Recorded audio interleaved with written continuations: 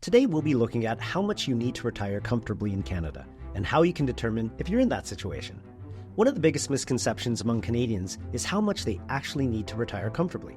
And this number looks very different from what most financial institutions tell you. Over our years advising Canadian clients, we've seen that traditional retirement calculators often miss crucial factors specific to the Canadian retirement landscape. That's exactly why we're making this video today, to show you the real numbers you need for a comfortable retirement in Canada, factoring in everything from CPP and OAS to healthcare costs. So I think it's important to kick things off with what is a comfortable retirement in Canada. Now, it's obviously a very difficult thing to answer because everyone's going to have a very different response. But a general rule of thumb that a lot of Canadians have been utilizing is 70% of what your income is currently should be your retirement income. So let's say hypothetically, as a household, you're bringing in about $100,000 a year. 70% of that is about $70,000. So that is approximately what you should expect to be bringing in retirement to have a comfortable retirement. Now, there's other general rule of thumbs that you can utilize, but we found this one tends to be the most accurate when it comes to our clients. Now, what do you need to do in order to have that comfortable retirement? Well, there's a couple things you need to consider in advance of retiring. First one, having a financial plan. I think we've brought this up in many of our videos already.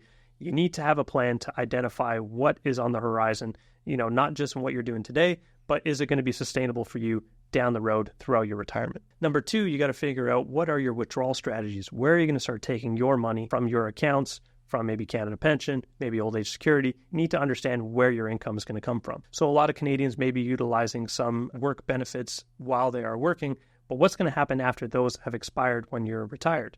Well, one of the options could be purchasing a personal plan in order to cover some of those healthcare costs. And finally, the last one, and maybe one of the most important ones, is creating a strong plan for your taxes. So every Canadian can't get away from it. We have taxes, death and taxes is the one thing, but we wanted to figure out what's a good strategy in order to minimize the amount of those taxes so you can have the highest amount of net income to provide you a comfortable retirement. Now, obviously, a consequence of not having at least one of these strategies set up for yourself is going to be that you're leaving yourself susceptible to an issue that may arise that could derail your entire retirement. So our goal for you today in this video is to understand what you need to do in order to have the most comfortable retirement possible. Now, we can only cover what a comfortable retirement looks like in a small amount of detail in this video because we have to move on to the next one. But we're going to break down each savings bracket in far more detail in another video in a few weeks' time. So make sure you don't miss out and click the subscribe button. Okay, John. So what do we do or how do we retire comfortably? What are the steps we need to take? You touched on it earlier, having that financial plan in place. So often I ask clients, are you happy with the way that you're living currently? If that's the case, you're probably going to be happy that way living in retirement. So we have to determine what your current expenses are and just project that out into retirement. So we need to know what your fixed expenses are from housing to utilities, property tax, everything that it takes to just exist in your current situation. And then there are the variable costs, the entertainment, the vacations, funding children's education, paying down debt. A lot of those things won't exist in retirement. So, but we want to be able to have a buffer if certain unexpected expenses occur. Once we've determined what your general expenses are, we have to determine what are your expected income sources. So we've already talked about that you will be eligible for CPP and old age security if you've been making the contributions to CPP and as long as you've had those number of years in Canada. So we've got two sources of income that will begin either age 60 or 65 when you decide to take. In order to supplement those pensions, you may have RSP savings or investment account savings that will be able to add on top of those income sources to help pay for your general living expenses. And if you're one of the fortunate ones that have been with an employer that offers some level of pension plan, you will have it to supplement all the other sources I just named.